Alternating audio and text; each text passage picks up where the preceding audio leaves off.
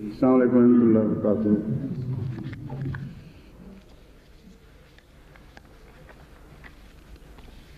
आपकी ट्रांसमिशन तो पहले शुरू हो जाया करती थी। Votre transmission a déjà débuté? अच्छा अच्छा, हो गया अब ठीक।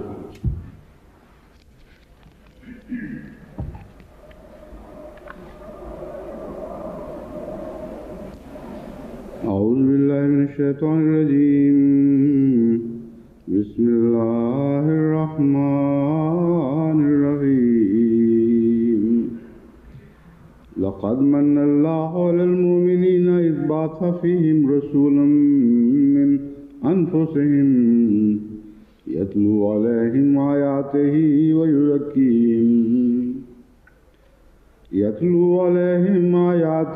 ويزكيهم ويعلمهم الكتاب والحكمة وإن كانوا من قبل لفي ضلال مبين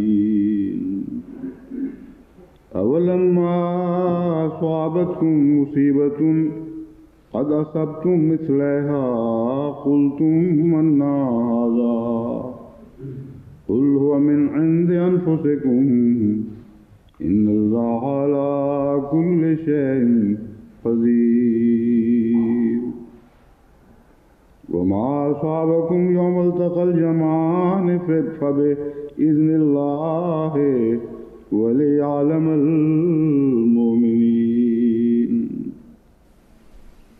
Je viens de présenter 3 versets et il se peut qu'au cours de la session d'aujourd'hui, j'arrive à commenter que sur le premier verset.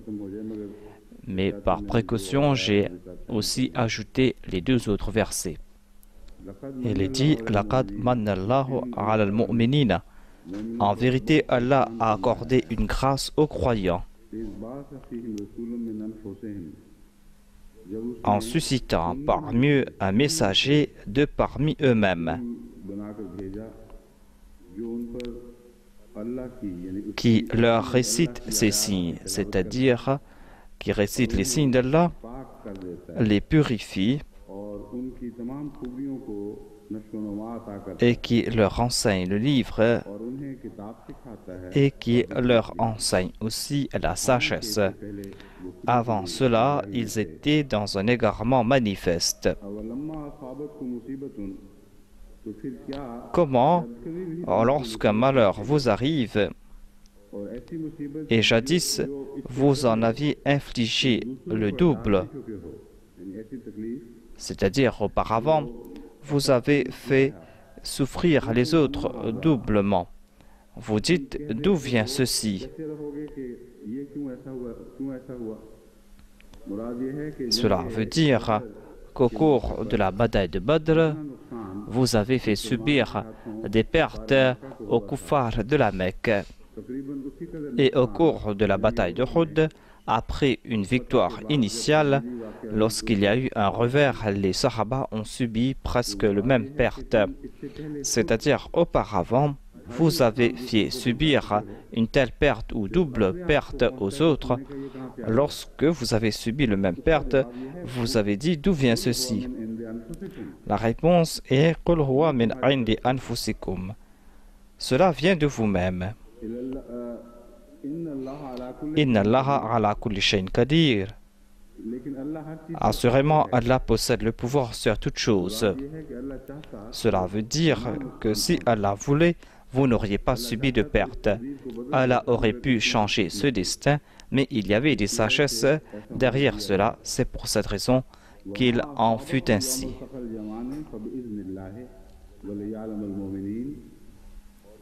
Et ce qui vous est arrivé le jour où les 2 armées se rencontrèrent était sur l'ordre d'Allah. Il en fut ainsi afin qu'il pût distinguer les croyants. Apparemment, il y a des contradictions entre le premier verset et le deuxième verset. Et au milieu, j'ai ajouté quelque chose afin de ne pas démontrer de contradiction.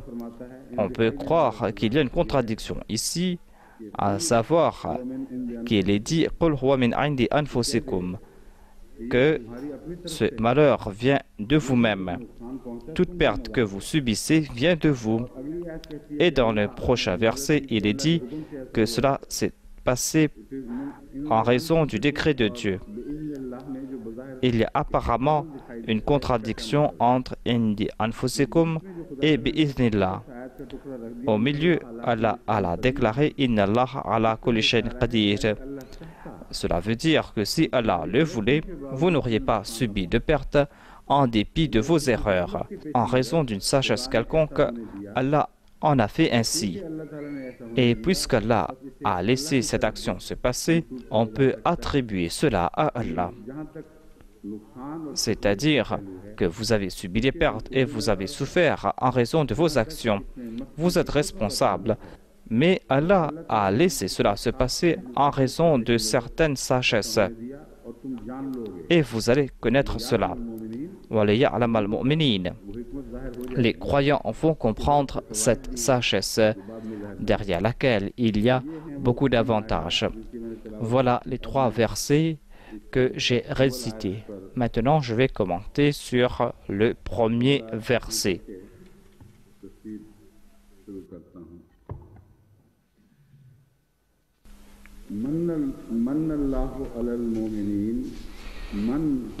Man signifie don et faveur.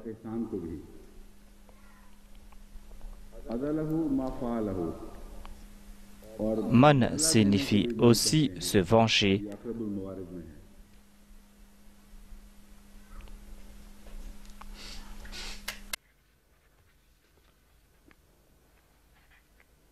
और मन का मैंने देखी किसी और ने कुछ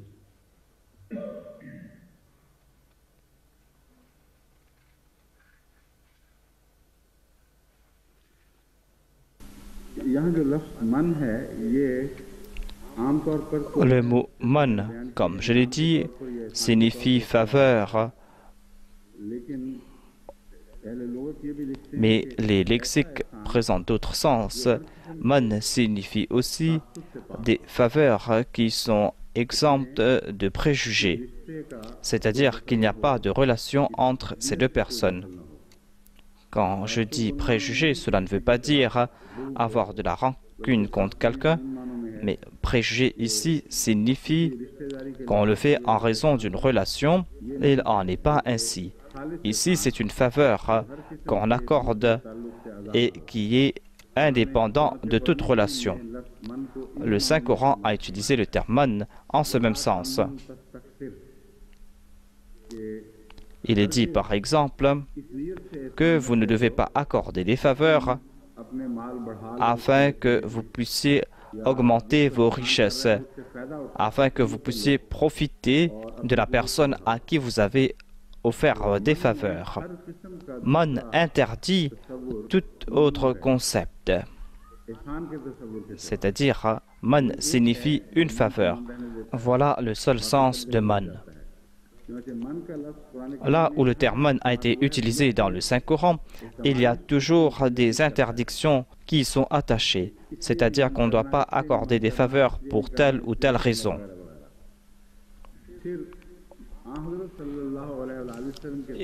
À propos du saint prophète Mohammed lui, Allah a déclaré qu'il y a certains qui disent qu'ils ont accepté l'islam et qui pensent avoir accordé des faveurs au saint prophète par ce faire. Ne croyez pas qu'en ayant accepté l'islam, vous m'avez accordé une faveur.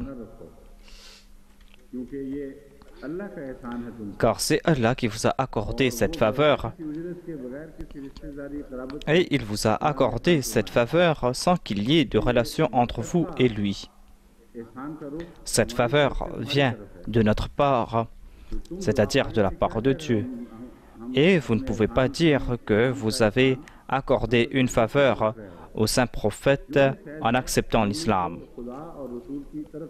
Toute faveur qui vient de la part de son prophète et de Dieu. Voilà donc le sens de man. Ensuite, il y a le verbe yuzaki.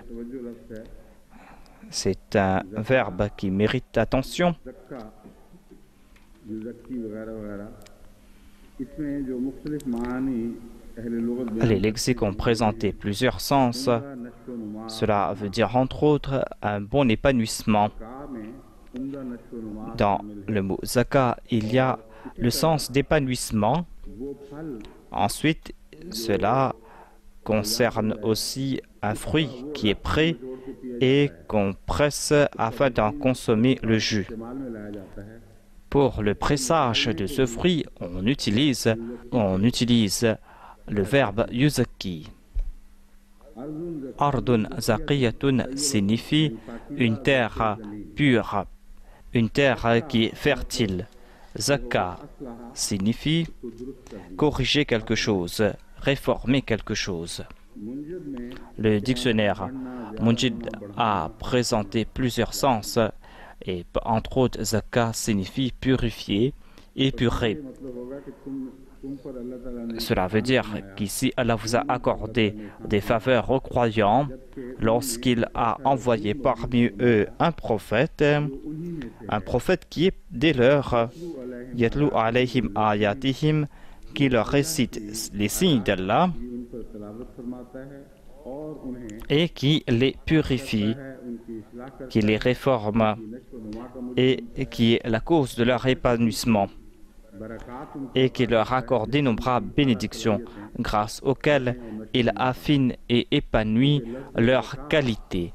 Le terme zaka n'est pas utilisé pour l'épanouissement de mauvaises choses. Lorsqu'on utilise zaka pour les cultures et les champs, cela veut dire faire pousser les meilleures parties, les meilleures choses et renforcer ces plantes. वयुअल्लिमुहुमुल किताब वल हिकमा Ensuite, il est dit wa yu'allimuhumul kitaba wal hikma. On a enseigné le livre. J'ai déjà parlé à ce propos à plusieurs reprises. Je ne vais pas commenter davantage à ce sujet, sinon pour dire qu'il y a 3 phases qui concernent ces personnes à qui ces signes ont été accordés. जो मकसद है Le premier but कौम की इस्लाह est la réforme de ce peuple. और दूसरा मकसद Le deuxième but, c'est pour enseigner ce peuple. Le troisième but, c'est de leur enseigner la sagesse derrière cette foi, derrière cette religion.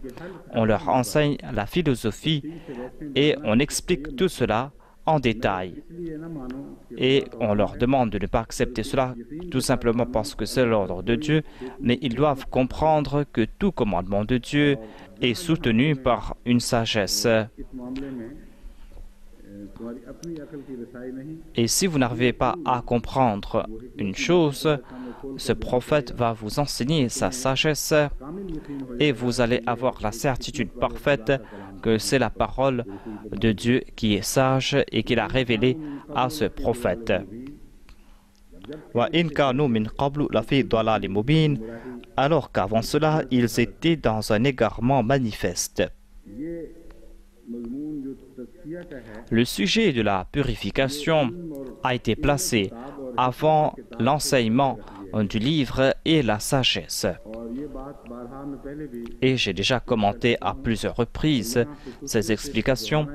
Et il est important de répéter cela, car lorsque, après quelque temps, je vais commenter sur les tafsirs des différents exégètes, vous allez comprendre quelle est la sagesse derrière cet ordre, à savoir pourquoi on a placé purification en premier et les 2 autres aspects après. Il y a nombre de tafsirs qui comportent des erreurs et qui démontrent leur faiblesse à ce sujet.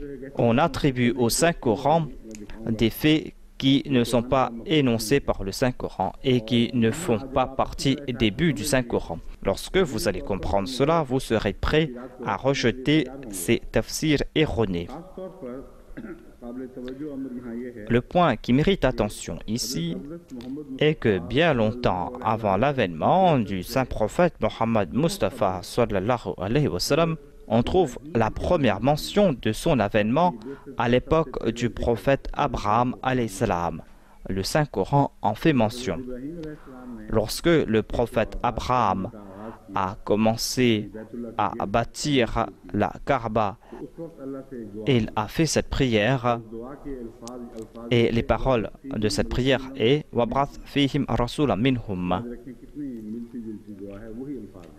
Ô Seigneur, envoie un prophète dans ce peuple qui soit des leurs. Yatlu alayhim ayatihi, un prophète qui va leur réciter tes signes. Ce prophète va leur réciter tes signes. Ici, on ne trouve pas mention de Yuzaki. Dans cette prière, on ne trouve pas mention de Yuzaki. En premier, il est dit wa yu'allimuhumul kitaba wal hikma, un prophète qui va leur enseigner le livre et qui va leur enseigner aussi la sagesse de ce livre et qui va aussi les purifier.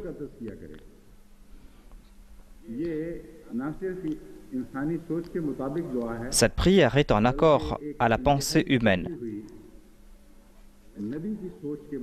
C'est une prière qui est en accord à l'esprit d'un prophète très mature qui a fait des expériences de la vie et qui comprend que lorsqu'un enseignement vient de la part de Dieu et que ce prophète présente cet enseignement et enseigne la sagesse derrière cet enseignement, c'est là qu'il arrive à purifier les âmes. Et la purification est la conséquence de cet enseignement. C'est pour cette raison qu'il n'a pas placé en premier la purification. En réponse, Dieu a déclaré que j'ai exaucé cette prière, mais il a changé l'ordre des paroles. L'ordre que nous voyons se trouve dans la sourate Al-Jumu'ah et dans ce verset.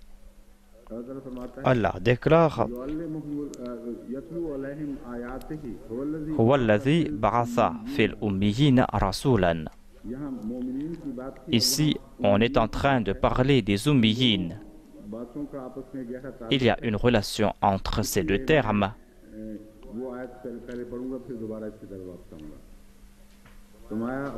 Huwa alladhi ba'atha fil ummiyina rasulan. C'est Allah qui a envoyé parmi les ummiyin un prophète. Ummiyin signifie en premier lieu tous les ignorants de ce monde, toutes ces personnes qui ignorent les choses de la foi. Et on n'est pas en train de parler ici à propos des enseignements.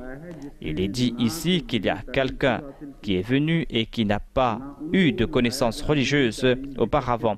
Et avant son avènement, son peuple n'avait aucune connaissance religieuse. Il est venu parmi un peuple qui ne possédait aucune connaissance religieuse et lui-même, ce prophète, ne possédait pas cette connaissance. Ce prophète vient et leur récite les signes de Dieu et avant de leur accorder un enseignement quelconque, il les purifie. Et il est dit wa yuzakkihim.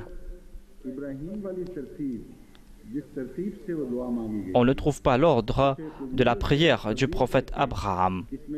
Après l'exaucement de sa prière, Dieu a changé l'ordre et nous fait comprendre la grandeur du saint prophète Mohammed sallallahu alayhi wa sallam. Et nous fait comprendre que le prophète Abraham ne connaissait pas la grandeur du saint prophète lorsqu'il faisait cette prière. Il ne savait pas ce qu'il demandait. Il a demandé un prophète qui, à l'instar des autres prophètes du passé, a récité les signes de Dieu et qui a donné la connaissance, qui a enseigné la sagesse et qui, grâce à cette sagesse et à cette connaissance, a pu purifier son peuple. Le prophète est différent. Il est la personnification de la purification. Et lorsqu'il va commencer à rester ceci, il va purifier son peuple en même temps. Et il va accorder cette connaissance et cette sagesse à des personnes qui ont déjà été purifiées. Ces personnes ont déjà été purifiées avant de recevoir cette connaissance et cette sagesse. Il ne va pas imposer cette connaissance et cette sagesse sur les personnes qui n'ont pas été purifiées pour les purifier au nom de la connaissance. L'effet est tout autre sur des personnes qui ont déjà été purifiées et qui reçoivent ensuite cette connaissance et cette sagesse. Lorsque cette pluie de connaissances leur tombe dessus, ces personnes passent par un nouvel épanouissement et reçoivent de nouvelles aptitudes et qualités. Ce sujet est lié avec le début du Saint-Coran. Il est dit « ذَلِكَ الْكِتَابُ لَا رَيْبَ فِيهِ هُدًى لِلْمُتَّقِينَ » C'est le livre dans lequel il n'y a pas de doute, mais qui est une direction pour les muttaqis. La première condition, c'est d'être muttaqi pour recevoir la direction. Ce sujet est supérieur à la situation que les gens ont vécue avec l'avènement des autres prophètes. Des prophètes venaient, mais les gens n'ont pas pu se purifier immédiatement en profitant de leur compagnie. Le prophète devait faire des efforts, devait leur enseigner le livre et c'est après qu'il a pu les purifier. Mais ici, ce prophète purifie les âmes dès le début. Dans cette école, la première étape, c'est la purification. Comme si on est en train de débuter à l'université. Le prophète purifie ses âmes et ce sont ces âmes pures qui sont guidées dans la bonne direction. D'ailleurs, le Saint-Coran déclare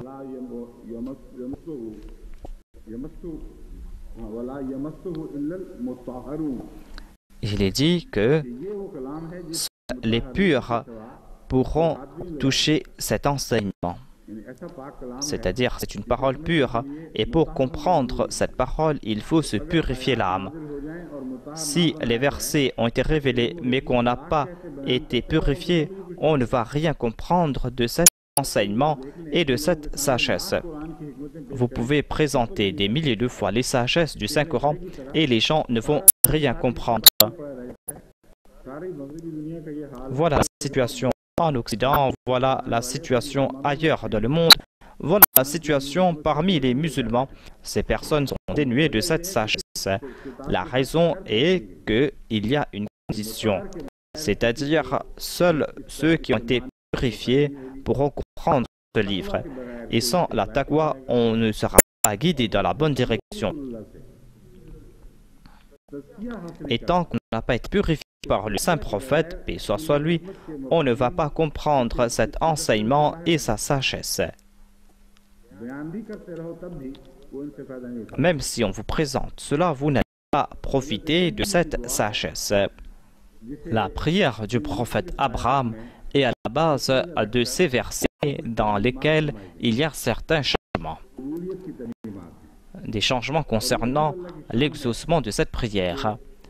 C'est là la gloire d'Allah. Il accepte des prières sans qu'on lui demande, et quand il exauce une prière, il présente la meilleure partie.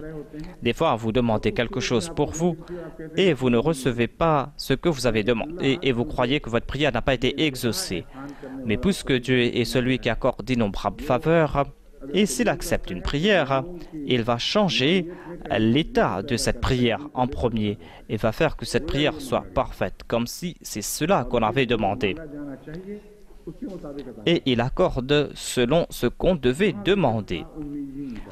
Je mentionnais auparavant les Ummiyyin, et la majorité des Mufassirin pensent que Ummiyyin signifie uniquement les Arabes. Le saint prophète est le Rahmatul lil Alamin. Pourquoi dire que ces Ummiyyin signifient uniquement les Arabes? Le saint prophète est venu pour tous les Ummiyyin du monde entier. Et dans ce verset, on ne trouve pas mention des Ummiyyin parmi les Arabes. On trouve mention de Minhum. Puisque le saint prophète était du peuple arabe, c'est pour cette raison que tous les Mufassirs ont parlé à propos d'eux, c'est-à-dire que Ummiyyin signifie les Arabes, et le prophète est venu parmi eux. Alors qu'on ne trouve pas le mot arabe ici dans ces versets. Il est dit parmi les Ummiyyin. Il est venu parmi les Ummiyyin et il était lui-même des parmi les Ummiyyin. Ummiyyin s'applique au monde entier. Toute personne qui a été privée de connaissances religieuses est qualifiée de Ummi. Ce peuple est qualifié de Ummiyyin. Maintenant, on a compris que Ummiyin ne signifie pas un peuple spécifique. Il est dit Laqad manna Allahu ala al-mu'minin. En vérité, Allah a accordé une grâce aux croyants. Les croyants concernent les Arabes et les non-Arabes, concernent les Mourmines de toute époque. Cela peut concerner ceux qui sont nés en Afrique, au Japon, en Allemagne ou au Royaume-Uni. Il n'est pas important d'être arabe. C'est pour cette raison que le mot Mourmin ici nous fait comprendre que le saint prophète Mohammed Mustafa sallallahu alayhi wa sallam a été suscité pour les croyants. On a compris que Ummiyin signifie les muttaqi Ummiyin. Mu'minin nous fait comprendre que cela concerne les mu'minin qui ont la possibilité de comprendre. C'est quand le saint prophète est venu qu'ils ont cru en lui, ils ont entendu le message et ont cru. Ici, on est en train de parler des mu'minin potentiels, de ces mu'minin qui ont la capacité d'accepter, de croire, ceux qui ont la possibilité de progresser, c'est-à-dire qu'ils vont répondre à l'appel de la vérité. Le saint prophète est un de ces mu'minin. Le Saint-Coran a expliqué ce sujet davantage.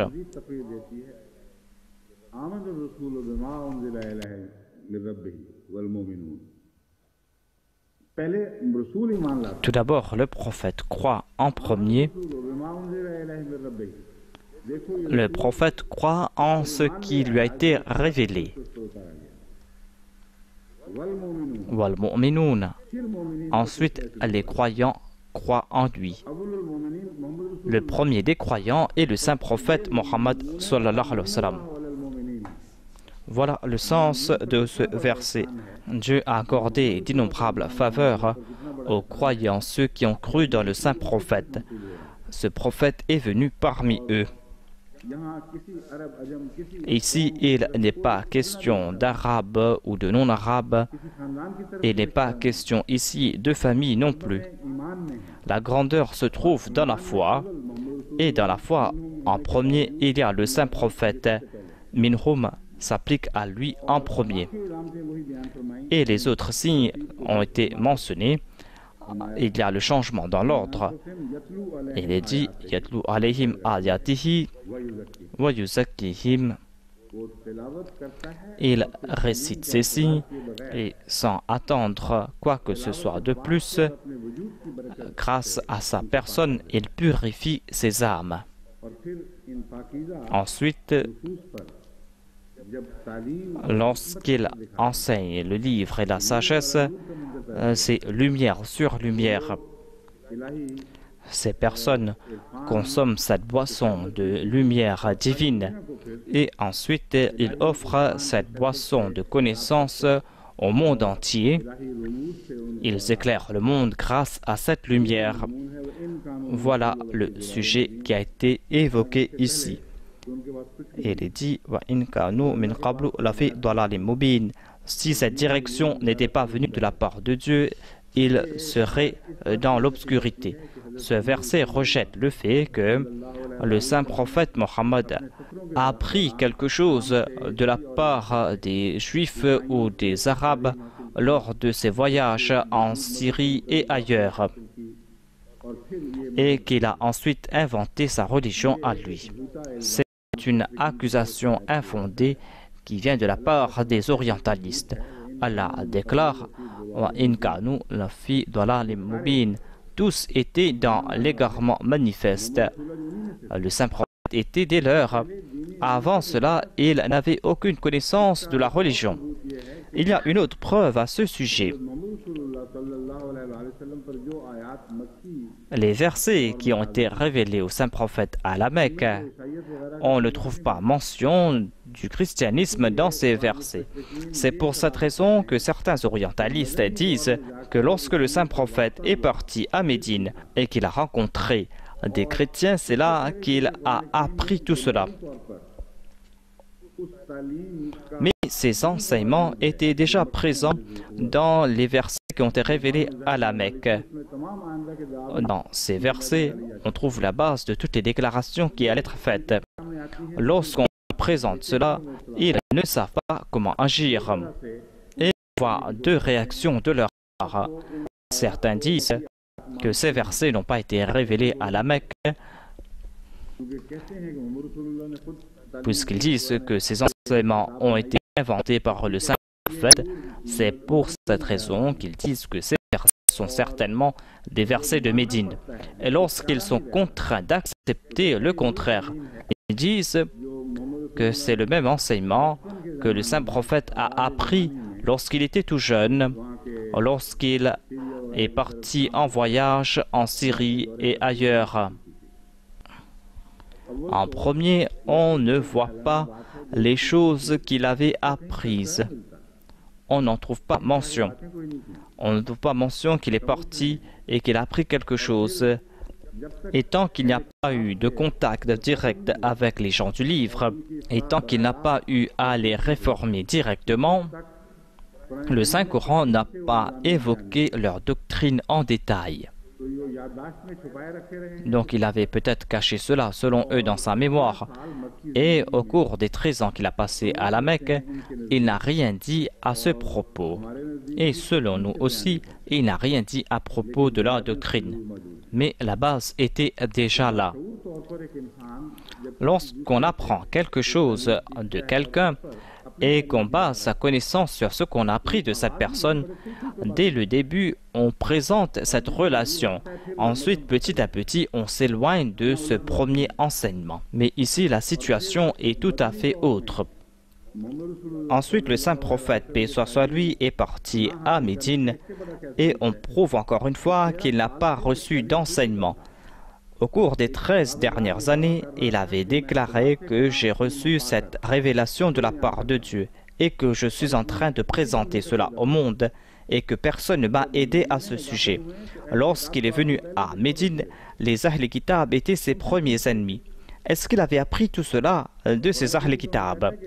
Le Saint-Coran leur dit « Apportez vos livres et vous allez voir ces enseignements. » Ils cachaient leurs livres, ils cachaient leurs enseignements. À plusieurs reprises, le Saint-Coran leur a lancé ce défi. Le Saint-Prophète leur informe qu'Allah m'a informé que ces enseignements ont été révélés à vous auparavant. Il y avait par exemple les choses que Jacob s'était interdit. Le Saint-Coran nous informe qu'avant la révélation de la Torah, Israël s'était interdit certains aliments. Et vous vous êtes interdit ces aliments en raison d'Israël.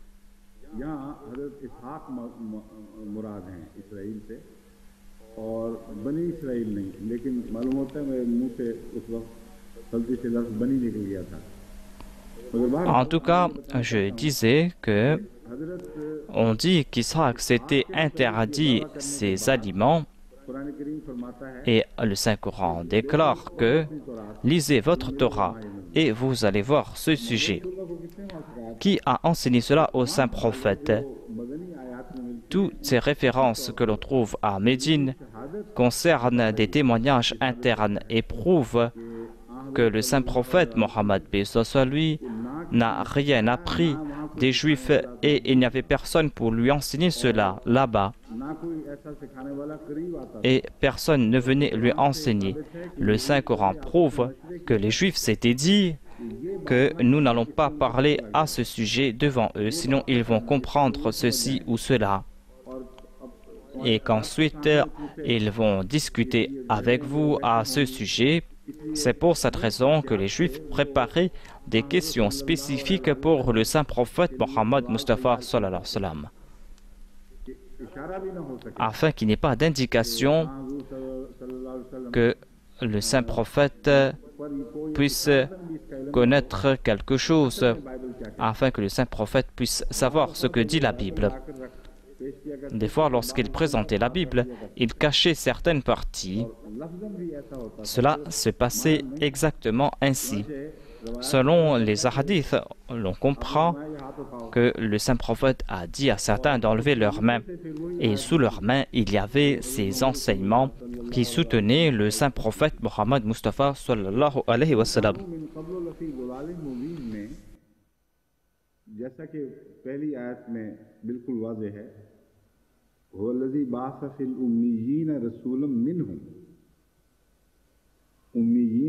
Il est dit que ce prophète est parmi les ummis. Il était lui-même un ummi. Il était ummi dans le sens qu'il n'avait rien appris de la religion des autres et qu'il ne connaissait rien concernant les enseignements religieux, à l'instar de ses concitoyens. Mais en dépit de cela, il leur récite les signes de Dieu, il purifie les autres et enseigne le livre et la sagesse.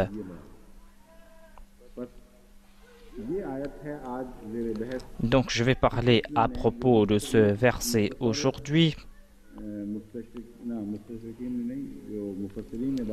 et je vais présenter les commentaires de certains exégètes. Il y a certains points qui méritent notre attention.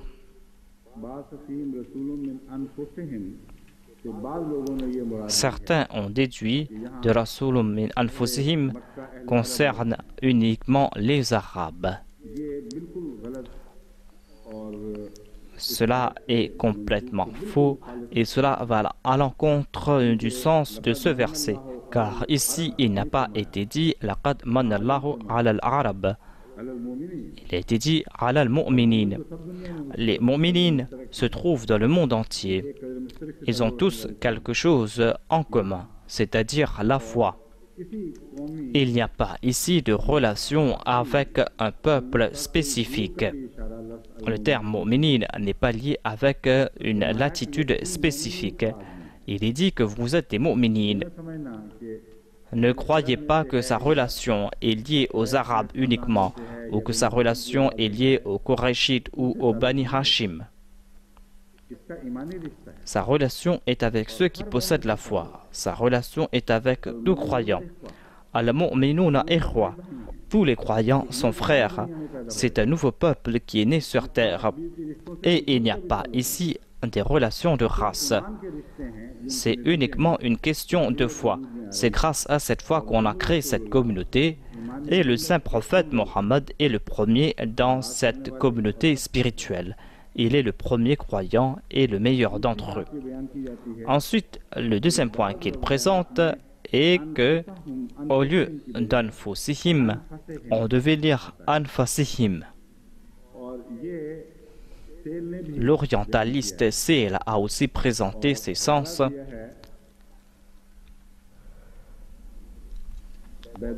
et il a cité Baydawi comme référence. Le Saint-Coran est en train de présenter ouvertement un sujet. Et ici, on est en train de jouer avec les versets du Saint-Coran, alors qu'on n'a pas de récit pour soutenir cette déclaration. Cela est tout à fait injuste. Ce sera détourner l'essence des versets du Saint-Coran. Weri a déclaré que j'ai fait des recherches à ce sujet. Il est un ennemi de l'islam, mais il déclare que j'ai fait des recherches à ce sujet et je n'ai pas trouvé de copie qui présente anfasihim au lieu de anfusihim. C'est-à-dire, au lieu de la dhamma sur la fa, il y a fatha. Si on lit anfasihim, cela voudrait dire que c'est un prophète qui a été envoyé parmi les meilleurs d'entre eux. Si on applique cela aux mu'minin, eh bien on peut accepter cette explication, alors que le Saint-Coran a tout présenté clairement. Le texte du Saint-Coran nous suffit et nous n'avons pas besoin d'autre chose. Car sinon, petit à petit, on commencera à avoir des doutes à ce sujet. Être fidèle envers le Saint-Coran signifie ne pas s'empêtrer dans de telles questions, à moins qu'on trouve d'autres récits qui soutiennent cet argument. Je veux vous expliquer cela clairement afin que lorsqu'on va faire face à des difficultés plus devant, on puisse avoir un principe clair et net grâce auquel on pourra résoudre ces difficultés. Il y a plusieurs récits qu'on trouve dans lesquels il est dit que sur la lettre Fa, il y a Dhamma et que dans certains récits, il y a Fatha sur la lettre Fa. Selon d'autres récits, il y a Kasra sur la lettre Fa. On voit la même chose concernant le verset Khatam al-Nabiyyin. Certains ulémas présentent cela en disant qu'il y a aussi Kasra sous la lettre Ta dans Khatam selon certains récits. Et on prononce Khatim. La communauté Ahmadiyya a aussi commenté à ce propos, mais on va accepter ces récits tant que ces récits sont en accord avec le sujet qui a été évoqué dans ce contexte, tant qu'il n'y a pas de contradiction avec le sujet. S'il y a contradiction, soit que ces récits sont faux, ou soit que vos conclusions sont fausses. Voilà le principe qu'on doit avoir en tête. On peut accepter Anfusahim tant qu'on applique cela aux croyants et dont le sens sera que le saint prophète a été envoyé au meilleur des croyants, le plus noble parmi les croyants. Anfas signifie les nobles. Dans ce cas, on pourra accepter ce sens. Mais si on change le sujet de ce verset, tout comme le font certains mufassirin, eh bien, on ne pourra pas accepter cela. Ils disent Anfusahim signifie les Qurayshites de la Mecque, c'est-à-dire les plus nobles des Qurayshites. Cette explication est plus farfelue. Le Saint-Coran a fait sortir le saint prophète de ses liens familiaux et l'a envoyé parmi les croyants du monde entier et pour tous les croyants de toute époque.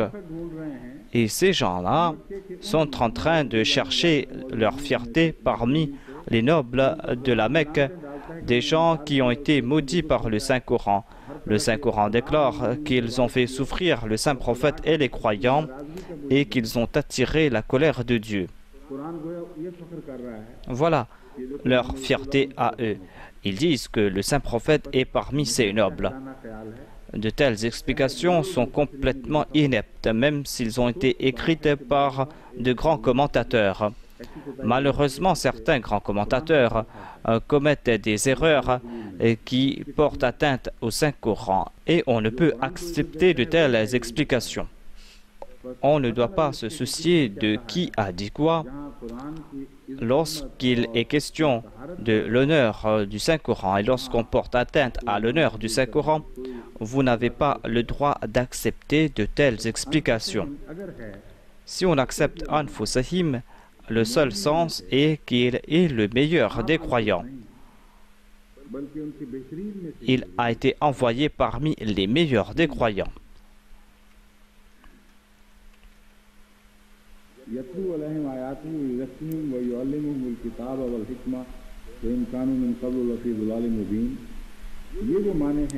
Cette explication concernant les croyants, à savoir que cela concerne les croyants en général, je ne trouve pas cette généralité dans les commentaires. C'est-à-dire que le saint prophète a été envoyé pour le monde entier. Lorsque j'ai regardé de près, j'ai constaté que le Maulvi Sharwasha a présenté la même chose. Je n'ai pas lu tout le tafsir. J'ai lu quelques parties de son tafsir et j'ai constaté que le Maulvi Sharwasha a reçu une grande connaissance du Saint-Coran de la part de Dieu. Il a évoqué certains points que d'autres exégètes n'ont pas présentés. Il serait faux de dire que moi seul ai pensé à ce sujet et que personne d'autre n'a présenté de tels points. Le Maulvi Sharwasha a présenté un tel point. C'est une grâce de Dieu qu'avant moi, personne n'a pensé à ce sujet. Et il y a une seule explication qui est acceptable ici. जिसके सिवा कोई मजमून काबिल कबूल ही नहीं, क्योंकि अरबों की बहस में मुब्तला रहे, इसलिए Les autres commentateurs ont parlé à propos des Arabes et ont traduit mu'min comme arabe, alors qu'on ne peut pas accepter cela. Cela concerne tous les mu'mins d'hier et les mu'mins d'aujourd'hui, les croyants d'Amérique et les croyants d'Afrique. C'est une faveur qui a été accordée à tous. Sinon, comment le saint prophète pourra-t-il être le rahmatul lil alamin? Si c'est une faveur uniquement sur les Arabes, c'est-à-dire que le saint prophète était des leurs, eh bien, comment le saint prophète pourrait-il être une miséricorde pour le monde entier? Le comble est que les commentateurs chiites ont réduit ce cercle. Ils disent que mu'minin ici signifie les membres de la famille du saint prophète et personne d'autre. Et les Ahl Bayt, selon eux, ne concernent pas les descendants du saint prophète, c'est-à-dire les petits-enfants du saint prophète. Selon ces commentateurs, cette grâce est liée à la famille d'Abu Talib. Ils disent que ce sont eux qui ont reçu cette grâce. Le saint prophète était des leurs et ils mettent de l'accent sur Anfas et disent qu'Anfas signifie les nobles. Et cela ne concerne pas les croyants selon eux. Il y avait des nobles aussi parmi les kuffars et qu'on doit commencer avec eux. Et ils disent que cela concerne la maison d'Abu Hashim, d'Abu Talib. Voilà les Anfas selon eux. L'Anfas qui a été mentionné dans ces versets. Il y a une grande contradiction entre ce que nous dit ce verset et leurs explications. Et toute personne douée d'intelligence peut reconnaître cette contradiction. Les commentateurs ont l'habitude d'apporter de nouveaux points sans réfléchir. Ils présentent ces points pour en tirer plaisir et disent que voilà des hypothèses.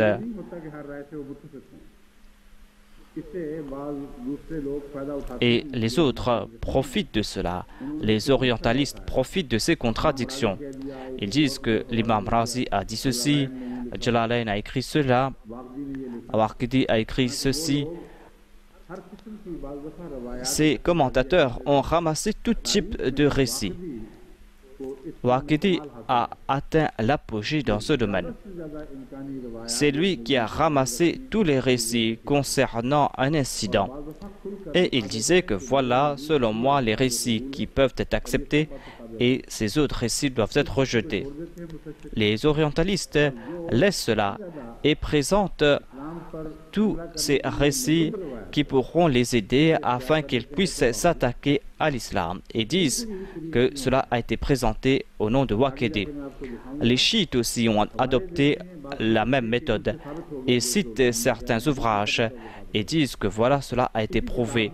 Alors que dans ce même ouvrage, on va trouver d'autres hadiths qui sont encore plus authentiques et qui vont contrer ce qu'ils ont dit. Mais ils ne citent pas ces hadiths. On ne doit pas agir ainsi. Cela va contre l'intelligence et cela va contre des faits historiques. On doit mentionner ces deux aspects de ces récits et dire que si nous avons rejeté un récit, pourquoi nous l'avons rejeté?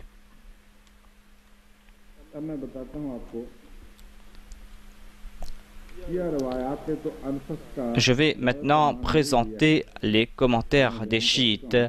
Ils ont présenté le sens d'Anfas à propos de ce verset. Ces récits se trouvent dans Ruhul Mani et disent qu'une autre prononciation de ce mot est Anfas.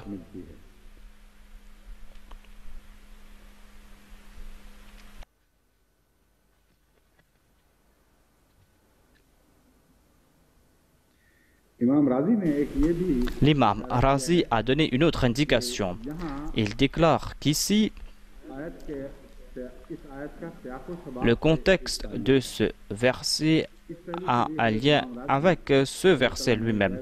L'imam Razi a reçu une compréhension et une lumière de la part de Dieu.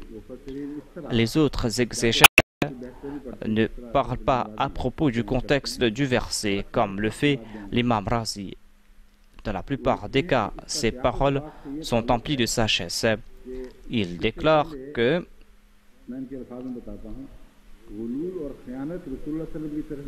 on a attribué la malhonnêteté au saint prophète.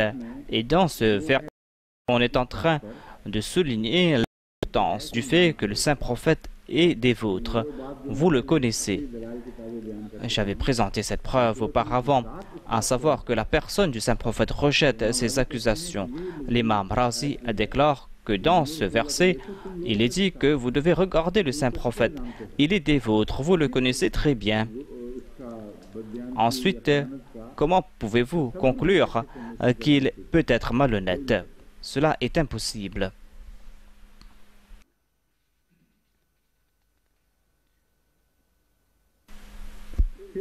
Ensuite, il est dit, après cela, on a mentionné la nerma, ses faveurs. Il est dit que le kha'in, le malhonnête, va commettre des erreurs, mais votre chef à vous est celui qui vous accorde des faveurs. Le verset là explique cela davantage. Vous connaissez ce prophète, il est dit, il est al-amin, il est honnête. Vous ne pouvez pas lui attribuer de telles actions. Ne voyez-vous pas qu'il vous accordait des faveurs? C'est un grand prophète, un prophète qui est l'honneur de ce peuple. Et vous n'avez pas le droit de porter de telles accusations contre lui. Nous allons maintenant nous tourner vers ces versets et voir quelle est la relation entre le verset concerné et les versets précédents.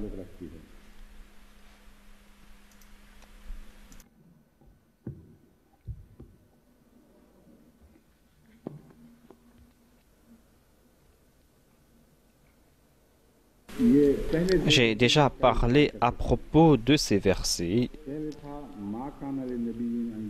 Il est dit tout d'abord, Ma kana li nabiyyin an yaghulla. Il est impossible qu'un prophète soit malhonnête. Cela ne concerne pas uniquement le saint prophète, mais cela va à l'encontre du statut d'un prophète. Même un prophète inférieur ne peut être malhonnête. Le chef des prophètes, comment pourra-t-il être malhonnête? Voilà le sujet qui a été présenté, voilà la preuve qui a été présentée en faveur du saint prophète, le fait qu'il était le plus honnête. Ensuite, il est dit, après cela, celui qui cherche à plaire à Allah est-il comme celui qui s'attire le courroux d'Allah? Celui qui cherche à plaire à Allah a-t-il besoin d'un manteau rouge à porter? D'une part, ils disent qu'il a volé cela. Et s'il allait porter ce manteau, tout le monde allait voir cela. Et s'il portait cela, vous allez reconnaître cela. Ce sont des concepts si sots que le Saint-Coran n'en fait même pas mention. Le Saint-Coran énonce un principe qui est en train de répondre à toutes ces accusations. Il est dit ici que ce prophète passe sa vie à chercher le plaisir d'Allah. Pourquoi liez-vous ce prophète avec ceux qui attirent la colère d'Allah? Il y a des personnes qui ont divers degrés de grâce et lui, il est en tête de liste. Il est le Khatamun Nabiyyin.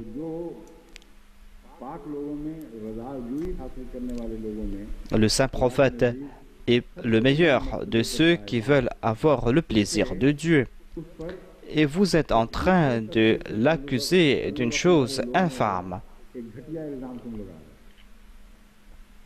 De telles accusations n'ont pas lieu d'être ici. Ensuite, il est dit,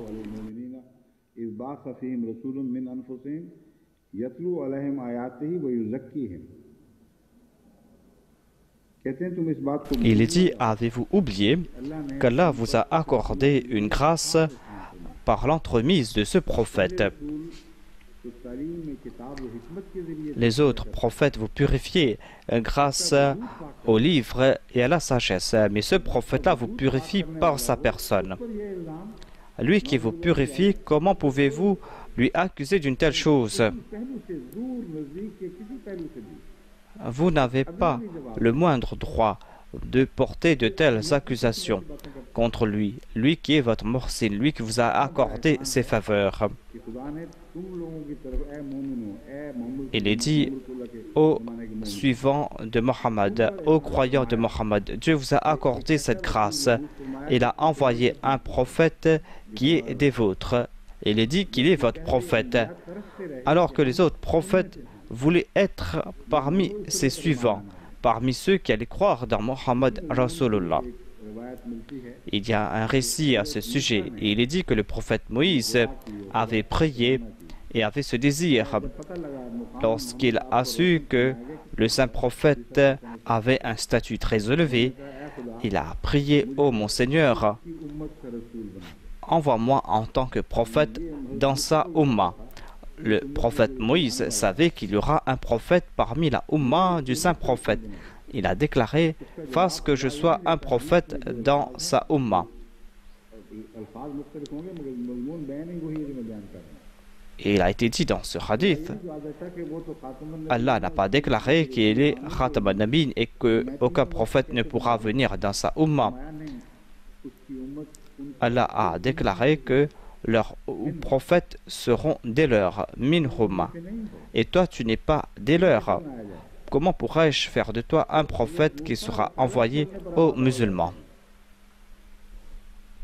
ये अर्ज करेंगे फिर कि Moïse va dire que fasse que je sois parmi les croyants de ce prophète, उनसे बना दे जो उसके उम्मती fasse que je sois un membre de sa Ummah. फरमाता है तू Allah a déclaré que toi tu es venu avant et eux ils vont venir après, cela est impossible. जब तक शुरू नहीं होता C'est-à-dire tant que débute pas l'époque du saint prophète, में शुमार नहीं होता les croyants qui sont venus avant lui ne seront pas de sa Ummah, मर्तबा बढ़ गया है car le degré de la foi a augmenté खादे बुलंद हो गए et les demandes de la foi ont augmenté मजमून एक नई et il y a un nouvel aspect de la purification. हो चुका है वहाँ पहले तज़किया होगा फिर Ici, il y aura tout d'abord la purification, ensuite on va enseigner le livre et la sagesse. अल्लाह ने तुम पर इतना बड़ा एहसान Il est dit ici aux croyants qu'Allah vous a accordé de grandes faveurs à vous.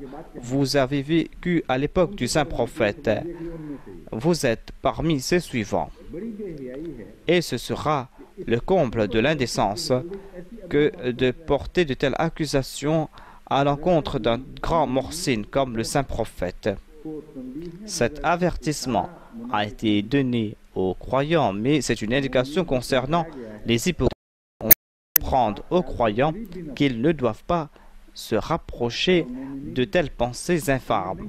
Les croyants ne participent pas dans de telles pensées. होती थी उसको उठा कर Un infâme a prononcé de telles paroles et les hypocrites ont répandu cela alors que les croyants du saint prophète étaient complètement différents. जब हजरत मोहम्मद रसूलुल्लाह सल्लल्लाहु अलैहि वसल्लम Lorsque le saint prophète, paix soit lui, est retourné à Médine après la conquête de la Mecque, जो कुछ उस वक्त तक माल गनीमत il y avait du butin parmi les musulmans आपने जाके et le saint prophète a pris tous ces butins et a distribué cela parmi les muhajirines. और अंसार के एक शख्स ने Il y a une personne parmi les Ansar बड़ा भयानक है कि बड़ी मकरूह सूरत et on déclare que c'était un hypocrite ने ये कह दिया qui a déclaré que खून तो हमारी तलवारों c'est notre sang qui a coulé et il est en train d'offrir ses richesses à ses proches. हजरत मोहम्मद रसूलुल्लाह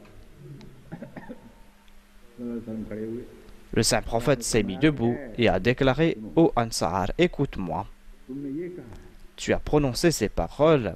जब ये फरमाया तो Les Ansar, quant à eux, étaient dans un état très déplorable et ils étaient en train de pleurer. Ils ont dit: nous n'avons pas prononcé ces paroles. C'est un infâme parmi nous qui a prononcé ces paroles. उसको नजरअंदाज फरमाते और ये कहते थे साथ फरमाया Et le saint prophète a déclaré que vous pouviez dire aussi que खुदा ताला le prophète de Dieu a offert ses animaux et ses biens de ce bas monde à ses proches mais il est retourné lui-même à Médine. Il est retourné parmi les Médinois. Et il ne s'est pas soucié de sa maison et de sa ville. Vous auriez pu dire cela. Lorsqu'il a déclaré cela, selon les rapporteurs, la situation des Ansar était des plus déplorables, alors qu'il n'avait pas prononcé ces paroles. Voilà comment se comportent ces mu'minines. Et les ennemis internes et externes de l'islam insultent ces croyants. Allah déclare que le saint prophète a été envoyé parmi ces croyants, des croyants qui ne pourront avoir de telles pensées.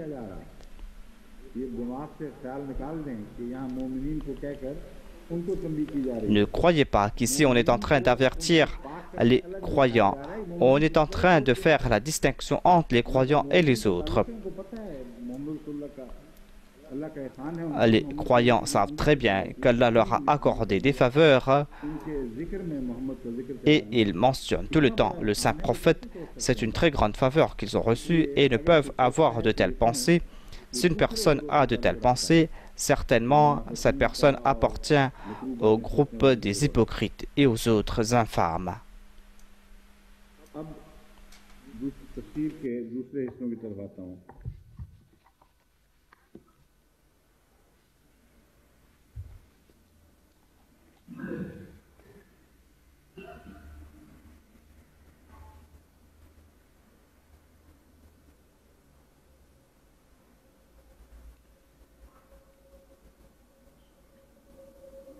Ismail का नाम इसराइल नहीं था, इसहाक का नाम इसराइल। ये किसने बना के दिया है? वो जो मर्जी कहें, इसराइल जब हम कहते हैं बनी इसराइल, तो बनु इस्माइल और बनु इसराइल दो अलग अलग हैं बिल्कुल। पता नहीं उनके दिमाग में क्या सूझी है। किसी हवाले में ये निकलता होगा। अगर इसराइल से मुराद Israël, selon la Bible, signifie Hadrat Ishaq, qui est le deuxième fils du prophète Abraham. Israël signifie lutteur et il est dit qu'il a lutté avec Dieu pendant toute la nuit et il n'a pas perdu face à Dieu. Il est un champion et c'est pour cette raison qu'on lui a donné le titre de Israël. Et Banu Israël signifie les enfants d'Israël et ses enfants. On a envoyé un récit où il est dit que le nom d'Ismaël était Israël. Je ne comprends pas tout cela. Lorsqu'on parle des Bani Israël, on est en train de parler des enfants d'Israël. Lorsqu'on dit qu'il y aura un prophète parmi leurs frères, on est en train de parler à propos des enfants d'Ismaël, des Bani Ismaël. Et cela est une indication à propos du saint prophète, c'est-à-dire concernant les frères d'Israël.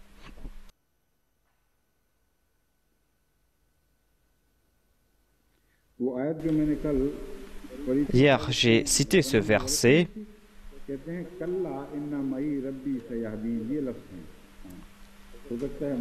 Il se peut que j'ai commis d'erreur dans la prononciation de ce verset.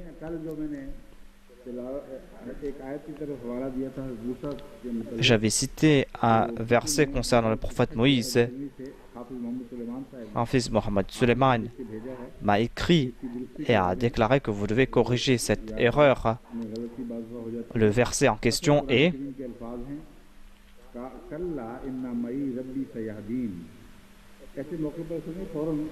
on doit immédiatement me corriger au lieu d'attendre le lendemain.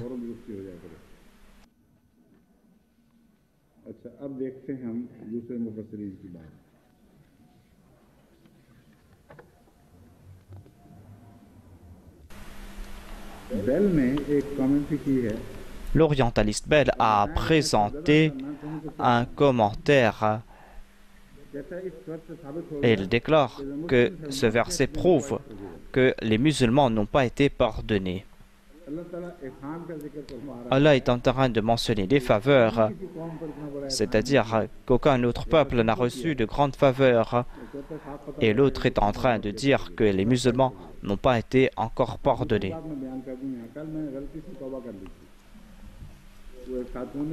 Il y a une dame qui m'avait écrit et qui avait dit que j'utilise des paroles dures à leur encontre et que cela n'est pas bien. C'est vrai que dans la mesure du possible, on doit maîtriser ses émotions. Et quelle que soit l'intensité de la blessure, vous devez maîtriser votre langue. Mais lorsqu'il est question d'amour, on est contraint d'agir ainsi. Ces paroles sortent de la bouche comme une personne qui a été frappée soudainement. Si on vous écrase le pied, on ne va pas regarder qui vous a écrasé, vous allez repousser cette personne. On agit spontanément. Et c'est après qu'on regarde la personne qu'on a repoussée. Ici, ces ennemis, intentionnellement, nous ont écrasé le pied. Ils n'ont pas écrasé le pied, mais écrasé le cœur. Si on repousse de tels ennemis, cela ne doit pas vous blesser. Il y a eu une protestation d'une part, et après cela, j'ai reçu d'innombrables protestations. Toutes ces personnes disaient la même chose et me disaient que continuer à maintenir le même cap, c'est une réaction naturelle et nous acceptons cela. Et lorsque vous prononcez ces paroles dures, vous êtes en train de prononcer ces paroles en notre nom. Qui peut nous arrêter? Donc soyez notre langue et continuez à prononcer ces paroles.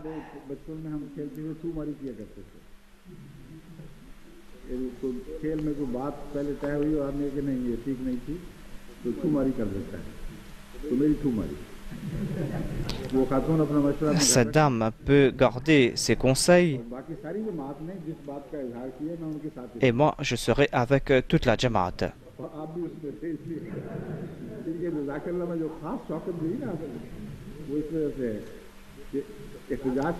Parmi ceux qui ont protesté, il y avait M. Obaidullah Alim. Il est venu me rencontrer la nuit pour me dire cela.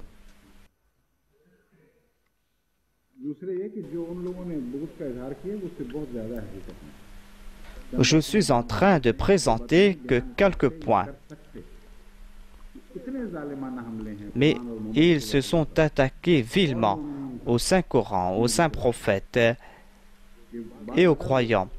Les chiites ont prononcé ces paroles infâmes et on ne peut soutenir de voir cela. Il est impossible de prononcer ces paroles.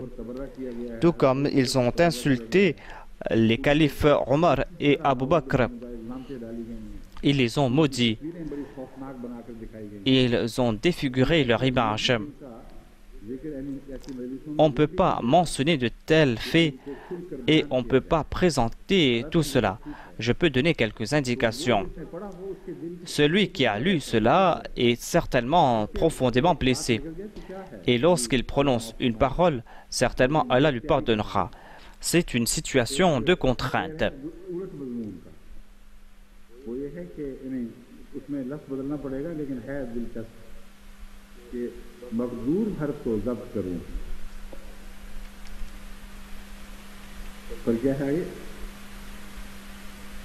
तो क्या है आगे लेफ्ट एक मुझे याद था बोल दिया मुंह से निकल ही जाए है एक बात प्यार की मकदूर हर तो जब्त करूं हूं पर क्या करूं नहीं है कुछ और लफ्ज है कि मैं वादे पे कायम हूं. Il est dit dans ce vers de poème que je veux faire preuve de patience, mais des fois je suis contraint de prononcer ces paroles d'amour.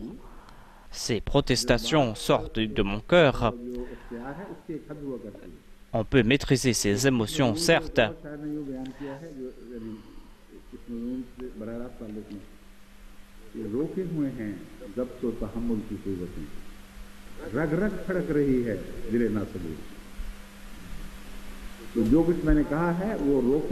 Tout ce que j'ai dit, je l'ai dit en me retenant.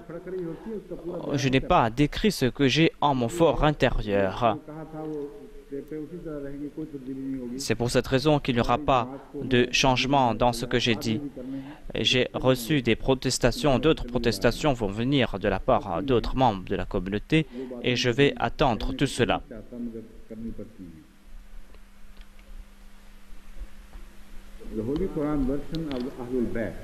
Selon la traduction du Saint-Coran des Ahlul Bayt, ils s'attribuent le nom d'Ahlul Bayt et cela un très grand crime. Qui êtes-vous pour parler au nom des Ahlul Bayt, des membres de la famille du Saint-Prophète? Et qui êtes-vous pour dire que nous sommes les représentants de la famille du Saint-Prophète? Tout ce qu'ils présentent ne sont que mensonges. C'est un commentaire de M. Pouya.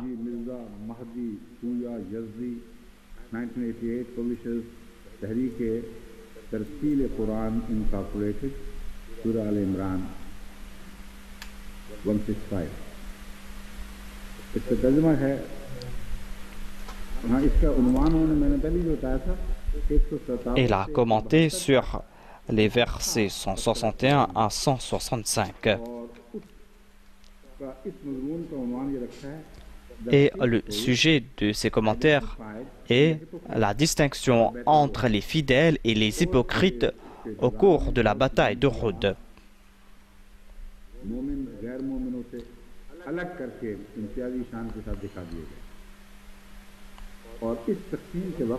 Après cette distinction, on voit d'une part Hadrat Ali et d'autre part tous les autres compagnons.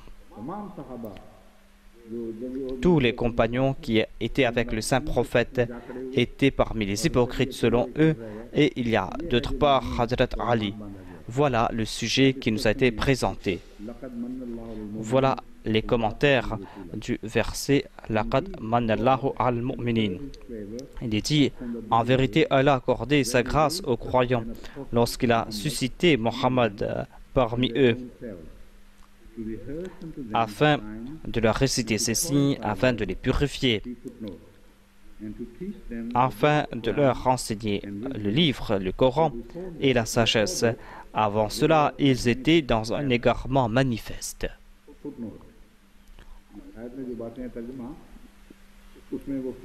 Dans les notes de bas de page, on va voir ce qu'il dit. Il déclare: les Ahlul Bayt ne sont pas inclus, car ils ont été purifiés par Dieu lui-même. Il est dit ici que Dieu a envoyé un prophète qui est de parmi les mu'minines. Ce prophète a purifié ces gens. Cet exégète déclare que ne croyez pas que le saint prophète a purifié les Ahlul Bayt. Il n'a accordé aucune faveur aux Ahlul Bayt, car c'est Dieu lui-même qui les avait purifiés. C'est pour cette raison que les Ahlul Bayt sont exemptés. S'ils sont exemptés de ce verset, ils ne seront pas parmi les croyants non plus, car Allah est en train de déclarer que le saint prophète est de parmi les croyants et qu'il a purifié les croyants. S'ils sont parmi les croyants, ils seront purifiés. S'ils ne sont pas parmi les croyants, eh bien, ils ne seront pas dans la liste des croyants. Mais il va leur répondre en disant qu'il y a des exceptions parmi les croyants, même si on ne trouve pas mention de cela ici. Les chiites aussi ont le droit de faire des exceptions. Allah n'a pas fait d'exception. Et les amis chiites, par contre, font des exceptions et disent qu'ils ont le droit de faire ces exceptions. Nous sommes en train de représenter les Ahlul Bayt et nous sommes en train de représenter Dieu. Et nous voulons dire qu'il y a ici des exceptions. Et ce verset est un exemple. Et il présente aussi un autre verset. Et les exégètes chiites s'attaquent aux Ahmadis en commentant sur ce verset.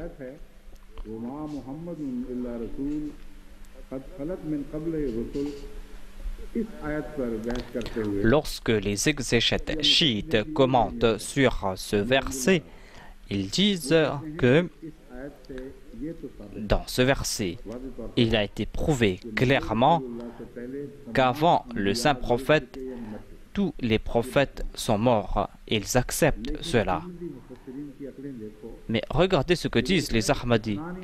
Ils n'acceptent pas des exceptions, alors que Jésus-Christ est une exception. Et où est cette exception? Puisqu'ils n'ont pas de preuves pour étayer leur déclaration, ils disent que c'est pour cette raison que les Ahmadis n'acceptent pas d'exception, car ils ne croient pas que Dieu est capable d'accorder une vie surnaturelle à quelqu'un. C'est le comble de l'ignorance. Quand un exégète Ahmadi a-t-il déclaré que Dieu n'est pas capable d'agir ainsi? Nous n'acceptons pas cela parce que celui qui est en train de faire sa déclaration a fait une exception lui-même. Allah n'a pas fait d'exception. Il a dit « Ma Muhammadun illa Rasul, kad qalat min qablihi ar-rusul ». Ici, il est dit « ar-rusul ». Et on doit accepter que « ar-rusul » signifie tous les prophètes. Il accepte que cela concerne tous les prophètes, mais puisqu'ils doivent présenter une exception, c'est pour cette raison qu'ils attribuent un mensonge aux Ahmadis et tournent la direction de la preuve, car les musulmans ne seront pas prêts d'accepter cela. Ils disent que les Ahmadis n'acceptent pas que Dieu est capable et tout-puissant. Les Ahmadis acceptent certainement que Dieu est tout-puissant. Et lorsque Dieu désire faire une exception, il va mentionner cette exception. Et vous n'êtes pas tout-puissant. Là où Dieu n'a pas fait d'exception, vous n'avez pas le droit de prononcer ces exceptions en son nom.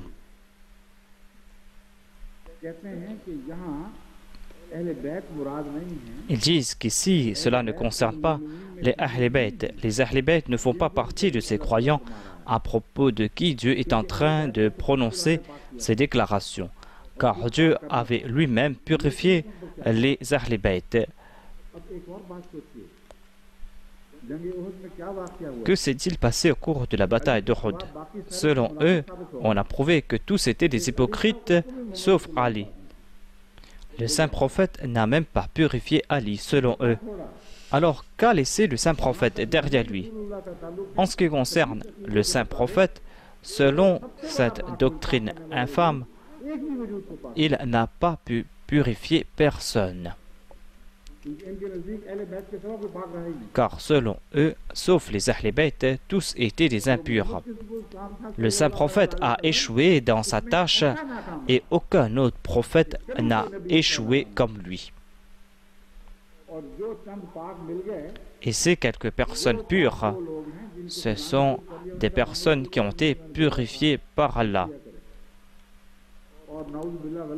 Et Allah est en train de déclarer, Na'udhu billah, par erreur, que le saint prophète a purifié les gens. Et selon les chiites, toujours, le saint prophète n'a pas pu purifier ces gens au cours de la bataille d'Uhud. Et le seul qui était pur n'a pas été purifié par le saint prophète, mais a été purifié par Dieu. Et les autres Ahlul Bayt ont été purifiés par Dieu lui-même. Na'udhu billah min dhalik, il n'a laissé derrière lui que des hypocrites. Et on le qualifie de Rahmatul lil Alamin et de Khatam an-Nabiyyin.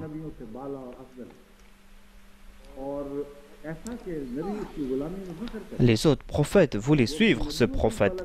Les autres prophètes étaient prêts à abandonner leur prophétat pour être membres de la Ummah du saint prophète. Est-ce qu'ils l'ont fait pour être des membres de la Ummah des hypocrites? Les musulmans ne veulent pas réfléchir. Ils sont en train de lancer des fatwas contre les Ahmadis, alors que les Ahmadis sont incomparables dans leur amour pour le saint prophète. L'Ahmadiyya est en train d'accomplir ses tâches en obéissance à Dieu et par amour pour Allah. मैंने पहले कह दिया, पहले यूं कहना चाहिए कि अल्लाह के इश्क में और Par amour pour Allah et par amour pour le saint prophète, nous sommes en train d'accomplir toutes ces tâches. जुल्म ये है कि अगर ये Au Pakistan, on est en train d'opprimer les Ahmadis parce qu'ils ont dit que le saint prophète est véridique. गुस्ताखी की है Mohammad On dit qu'ils ont commis un outrage contre le saint prophète en disant qu'il est véridique. इनकी सजा कत्ल है, Et le châtiment pour les Ahmadis est la mort.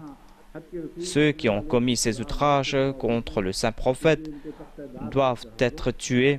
हाल ही में अब तक 112 Il y a 112 Ahmadis qui sont en prison parce qu'ils ont parlé en faveur du saint prophète et ils ont été condamnés à mort.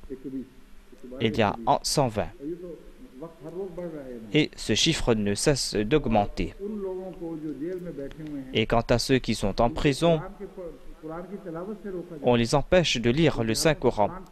On prend le Coran de leurs mains. रोजेदार Ce sont des personnes qui sont en train de jeûner mais qui ne peuvent lire le Saint-Coran. Alors que dans le monde entier, les hindous, les sikhs, toute personne peut attraper le Saint-Coran, peut ouvrir le Saint-Coran et lire le Saint-Coran.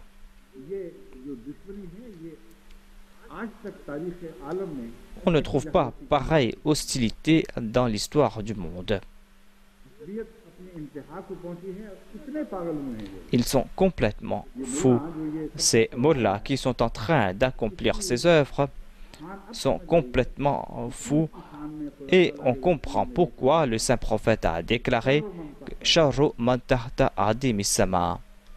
आसमान की जिंद के नीचे Ils seront les pires créatures sous les cieux. इससे ज्यादा बदतरीन मखलूक का तस्वुर और On ne peut imaginer pire créature रसूलुल्लाह की ताईद करो तो वो que on est en train de soutenir le saint prophète et cela les met en colère. On dit que le saint prophète est véridique et cela les met en colère. और जैसा कि हो Vous êtes les ennemis de l'islam, vous êtes en train de prouver que vous êtes les ennemis de l'islam. लाल पर गुस्सा On a tourmenté Bilal parce qu'il disait La ilaha illallah. मगर कुफार को C'était les kuffars qui tourmentaient Bilal et pas les croyants. आज तो खत्म नहीं हो सकेगा, कल इंशाल्लाह Inch'Allah, je vais essayer de terminer ce sujet jusqu'à demain. Assalamu alaikum. आपके साथ